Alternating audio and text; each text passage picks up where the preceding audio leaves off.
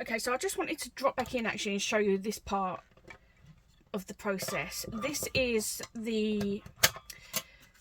is what's essentially going to be the second card from what we did in the previous video, the live. So this is the vellum that we drew the colour from. So what I've gone and done is stuck that down on some adhesive crafter's foam, because I want the dimension on this one, but I can't use foam tape in the way that I did for this one. So, and similarly, I can't go ahead and stick this straight down onto card using adhesive because it will be a great big mess. So I've used a crafter's foam, which is already got adhesive on there, and then I'm just going to go and trim this down to size. So I've cut the panel down to the size that I know that I want. Oh dear, that's stuck to my, there we go. I've cut it down to fit an A6 size card blank. So I'm just going to trim the excess off there, and we'll do that. It is sticking, so I am sorry about the chaos that ensues here. So we're just going to go and trim off all that excess foam. Like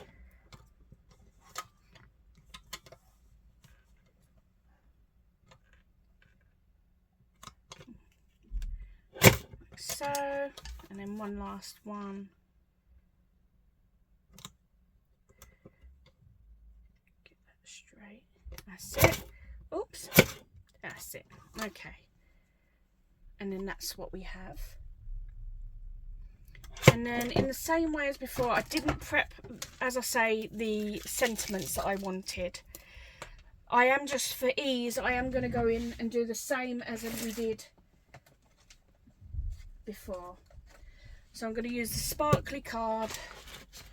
I'm going to use the Heffy Doodle congratulations die. So hopefully that will fit here. Let's just...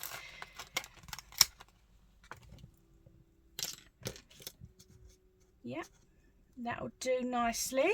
And then we need some vellum for the shadow. So I'm just going to, bear with, I'm just going to get the vellum. I didn't plan to do this, so I haven't got myself prepared, I'm afraid. But I just wanted you to see how we did the second card and how we gave it some dimension without any glue. So I'm going to bring in my mini die cutting machine. We're going to, first of all, we're going to cut the shadow. So let's just pin that down using some tape that I'd used previously, so it's a little bit messy. So we'll just cut that out, go back and forth to ensure that that gives a nice cut. We don't want any frayed edges.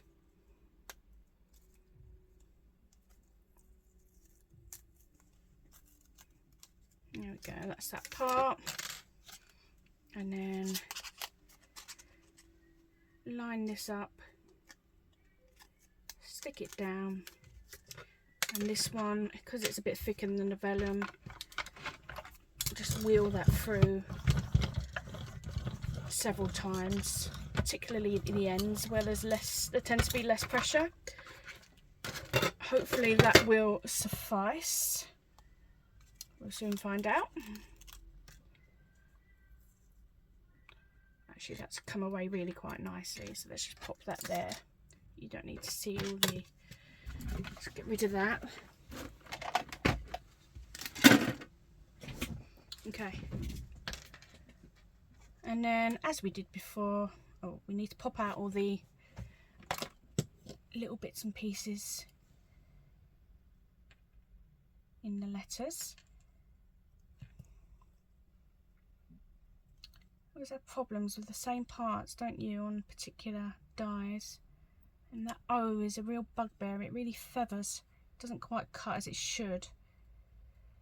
And then the card feathers. Okay, I think just... Okay. So be generous with the glue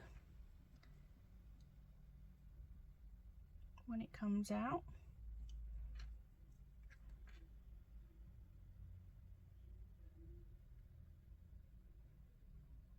And then I think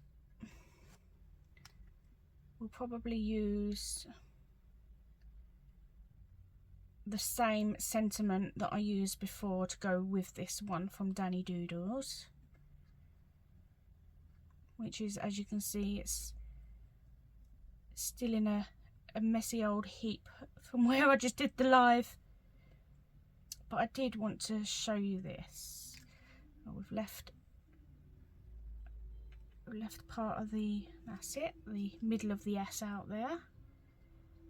Right, so we're just going to pop this into its shadow, making sure that it is the right way up. So the G is the giveaway in this one.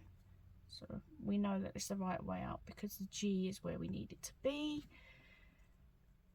And then we can use that G actually to initiate that.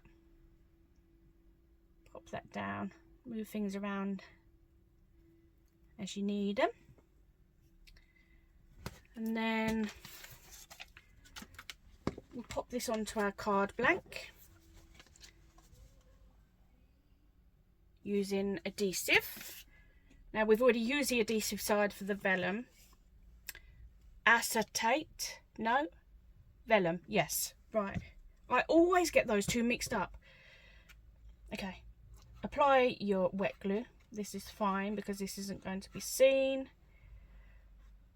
You could be quite liberal with this because we've got a large area to cover, haven't we? So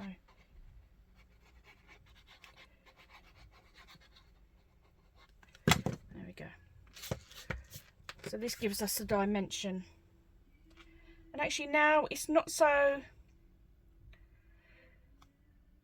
We don't quite get the beauty of the vellum by mounting it onto the crafter's foam. But it is a very different finish, overall finish. There is a shine to this one. Okay, right, okay.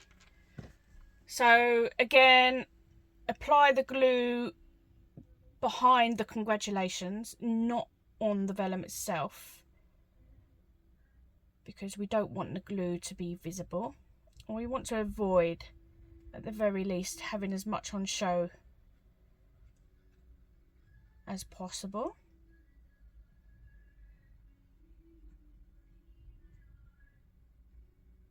There we go. So I'm going to stand that up to get that straight.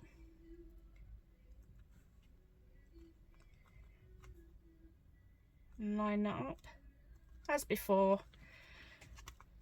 I want that slightly off central in terms of from top to bottom, but I want it straight and central in terms of left to right. So there's a larger gap there. And then if I've still got the strip that I used for the sentiment previously, that would be perfect because it was the right width. I'm just having a rummage for that. Bear with. Just looking for that piece of card. Otherwise, there we go. What a beauty. There we go. And then we'll just go in. I think, did I leave the stamp on the block? Nope. So I used You Did It Finally. I'm just gonna apply our ink.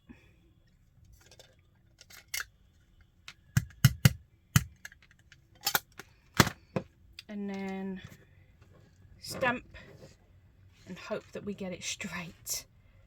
Which is always the fun part, isn't it? You can always redo it, can't you? Yep, I'm happy with that. pop that aside. I'll clean that afterwards. Trim that down. And then, because we've already got our dimension, typically I'd probably use dimension for the sentiment, but because we've got our dimension behind the whole panel, I'm going to go 2D with this and just stick this down with some glue. And as before, I want that to be central as well, and the G gives us enough room to allow us to do that. If it was more over to the right, then we'd have to put this further to the right. And there we go. There we go. That's clearer than the live, isn't it? So we've got the piece here where we imprinted and the piece here where we drew the colour from. Both different stencils, both very different looks. Both, I hope you'll agree, really quite beautiful outcomes. Righty, I am off now to have some dinner. I will catch you again soon. Lots of love. Good night.